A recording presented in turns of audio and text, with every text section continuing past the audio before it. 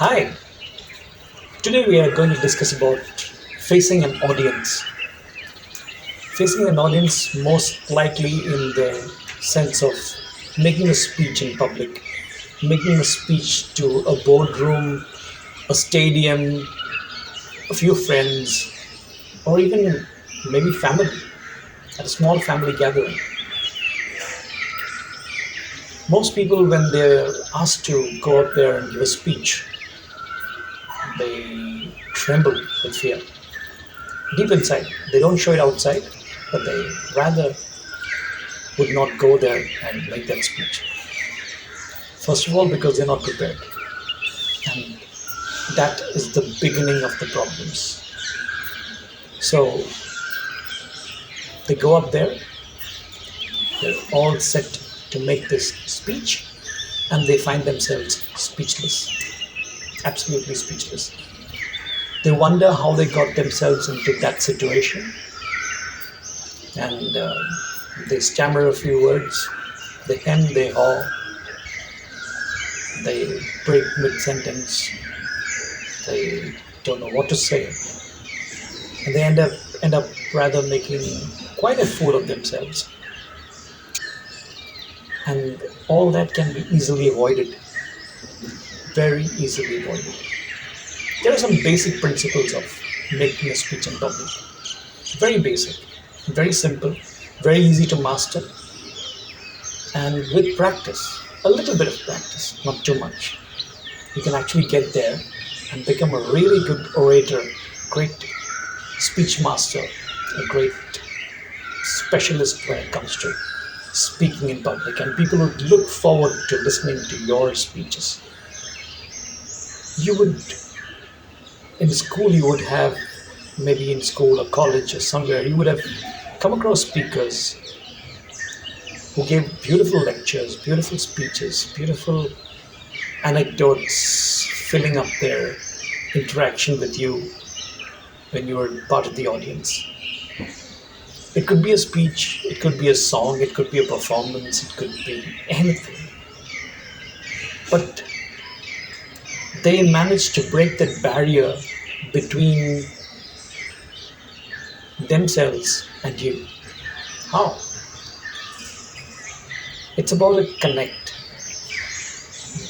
The ultimate of communication, the ultimate height of communication is being able to connect. But that comes much later. Let's go to the basics, right to the basics and begin there. As a speaker, the most important thing that you need to have is a subject. What are you going to speak about? That is there. You're probably a toastmaster and you're going to be raising a toast to a newly wedded bridal couple, and that may be it. Or probably you're giving a farewell speech to someone, or you make a speech at a birthday or a felicitation or something like that to celebrate. And suddenly, that informal atmosphere which was there continues to be informal for the audience, but for you, it's become extremely formal. And you are there, speechless. So let's cure this situation. Let's find a solution to this. And there are plenty of solutions. First, you keep smiling. Trust me, it works. Because the most important thing is that the audience is only connecting with you when you smile at them. Don't smile at them like an absolute fool, but smile at them meaningfully. Because remember, your audience wants to see you succeed up there on the stage or on the platform or wherever you're standing and giving a speech. And it's up to you to make the most of that opportunity and give them the best they can ever hope for.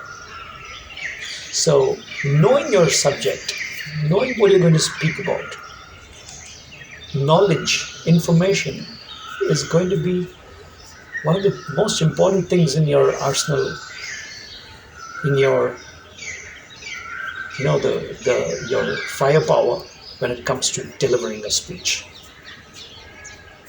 Complete knowledge, a lot of knowledge about the subject, what you're going to speak about, a lot of peripheral knowledge about what the subject deals with, what it's all about.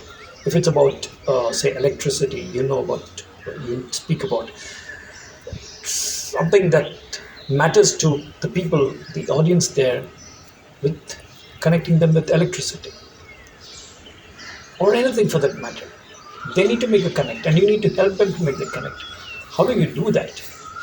By having a lot of information, and you don't need to feed that, you don't need to funnel all that into your speech. You can just take the salient points, the most interesting tidbits that they would love to munch on, really something really appetizing that they would love to enjoy. Give it to them. And that knowledge is not enough. You need to have a lot more, a lot of knowledge about yourself, your strengths, your weaknesses, and how you can overcome them. Your audience, the lighting of the room, the way they are seated, the eye contact you make with them, everything matters. Every single thing matters. People go away taking away one line from your speech is something that they will remember. You don't know what that line could be. From a whole lot of information, there's going to be something specific that they will take away. Like when you read a book, there is probably one or two very important lessons or morals or deductions or inspirations that will strike you and stay with you for a lifetime from that particular book. Whether it's a book, whether it's a poem, whether it's a song, whether it's a stage performance, a dance, a ballet, whatever. There's going to be something there that touches your mind. Similarly, in a speech, there has to be something in your speech that's going to be all powerful and life-changing, probably, for the person who is listening to you from the audience. Each person in that audience is listening very carefully to what you got to say. So yes, keep smiling, have a lot of information, and then comes a very important aspect, a very important feature, a very important strength that you need to have, and that is confidence. A ton of confidence. You could be a nobody, or you could be somebody, or you could be someone very special, someone very important, speaking to this audience. They have very high expectations from the speech that you're going to give them. And you need to make sure that you really sweep them off their feet with your confidence. A smile, good eye contact, excellent body language, and you squarely face them, and then hand out that speech. Speak it in a nice rhythmic flow. And there you are.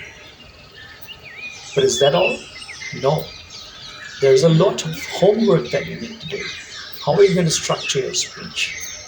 How are you going to have that, that moment where you start the speech, grab everybody's attention, and then have something to say that has a body to it, a solid structure to it, which becomes the flesh and blood of your speech. It is standing on the skeleton of a lot of information that you have, but how you flesh it out, how you present it, is the flesh and blood and the muscle and sinew, the skin, the texture, the complexion of the speech. Each speech is like a person. People remember them. They might forget you, but make sure that they don't forget what you say. And if you're fortunate, if the way you said what you said made a huge impact with your personality as well, presenting yourself to your audience, coming across as somebody who has this huge wellspring of confidence and something very nice to say, something very important to say, and you make that connect with your audience, and there you got it. Then it doesn't matter what the subject is, how you're going to present it. What matters is how you got the flow in place. And when you're coming to the end of your speech, remember that you're making your speech for a reason. You're expecting some response from the audience. It could be a donation, it could be to get them to go for a blood donation camp, it could be to get them to, exercise more often or do yoga or anything. Your speech has a purpose. It could even be saying, wishing you guys a very long and happy married life. And you want to see that pleasant smile from the bride and the bridegroom and from all the people over there. So your speech takes you somewhere and takes the audience somewhere beyond their expectations. They're seated in their places, yes, but their imagination, their expectations, their eyes, their hearts open up to something new. The ears through which they hear you take lessons, take insights, take teachings, take information, and then they digest it in their own way. But if you can provide them the means to digest that information in a very, let's say, sweet, savory, digestible, delicious, delectable way, then you've done your job. Your speech will be something that people will remember for many, many years to come. Don't you want that? There's a lot more coming up from here in future discussions that we'll have.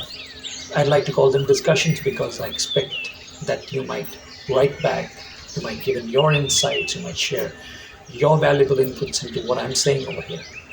Do that. And you can always do that on this platform because comments are more than welcome. And so is criticism. And when you're up there speaking, making this speech that will take you places, will mark you out as someone special, you are going to